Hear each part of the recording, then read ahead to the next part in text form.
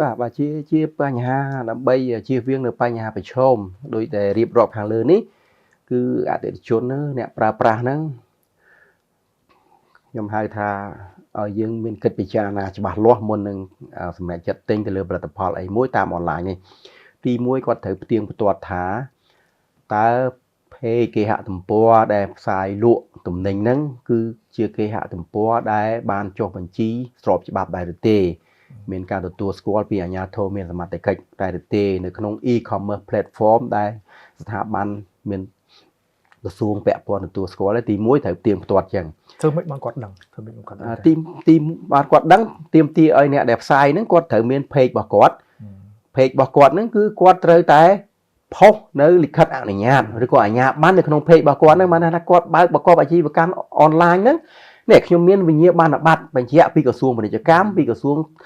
ប្រៃសណីនិងទូរគមនាគមន៍អាហ្នឹងទី1គឺបានន័យថាគាត់គឺជាអនុញ្ញាតឲ្យប្រកបអាជីវកម្មអនឡាញស្របច្បាប់ទី2ទៀតផលិតផលដែលគាត់ដាក់លក់ហ្នឹងគាត់ត្រូវតែមានការបរិយាយបញ្ជាក់ពីយថាប្រភេទឲ្យបានច្បាស់លាស់គឺជាប្រភេទផលិតផលអីផលិតផលហ្នឹងដែលគាត់យកមកលក់ហ្នឹងមានការចុះបញ្ជីការស្របច្បាប់ដែរឬទេមានការត្រួតពិនិត្យពីស្ថាប័នមានសមត្ថកិច្ចដែរឬទេខ្ញុំឧទាហរណ៍ថាបញ្ហាលក់គ្រឿងសម្អាងលេអនឡាញអញ្ចឹងធម្មតាកាលណាលេ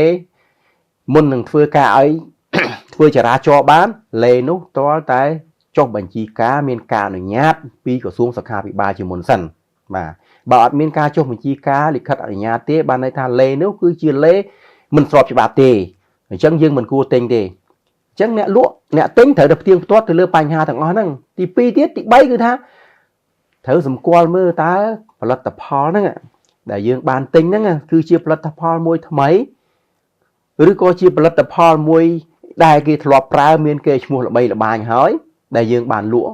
ដែលយើងគេធ្លាប់ប្រើប្រាប់តគ្នាអាហ្នឹងជាសញ្ញាណមួយដែលអាចឲ្យយើងដឹងថានេះគឺជាផលិតផលមួយដែលមានគុណភាពល្អបើសិនជាថ្មីផលិតផលថ្មីសុទ្ធយើងកាន់តែប្រយ័ត្នបាទទី3គឺថាជៀសវាងមិនត្រូវបង់លុយមុនទេសម័យមុនមែនការទៅលក់អនឡាញដំបូងដោយមិនមានការទុកចិត្តគ្នាគឺតម្រូវឲ្យអ្នកទិញហ្នឹងត្រូវបង់លុយមុនបានផ្ទេរទំនិញឲ្យដល់ពេលឥឡូវអត់ទេអ្នកទិញត្រូវច្បាស់លាស់ទទួលទំនិញត្រួតពិនិត្យទំនិញគុណភាព